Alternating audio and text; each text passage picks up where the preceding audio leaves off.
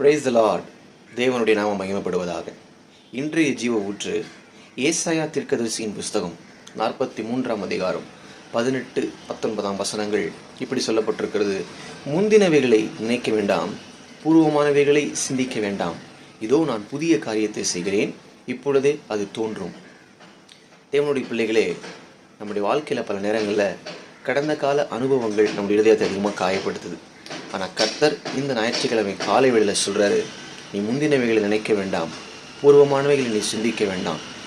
உன்னுடைய வாழ்க்கையில் நான் புதிய காரியத்தை செய்ய போகிறேன், இன்றைக்கே நான் அதை செய்ய போகிறேன் என்ற கர்த்தர் நமக்கு வாக்கு கொடுக்குறார். தேவனுடைய பிள்ளைகளே, ரொம்ப அழகான ஒரு வார்த்தை. ஏன்னா கடந்த கால அனுபவங்கள் நம்முடைய வாழ்க்கையில் கசப்பை ஏற்படுத்தியிருக்கோம்.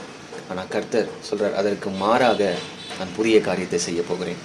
இந்த வார்த்தை உங்களுக்கு ஆசீர்வாதமாக இருக்கும் என்று நான் நம்புகிறேன். கர்த்தர் உங்களை ஆசீர்வதிப்பாராக. ஆமென்.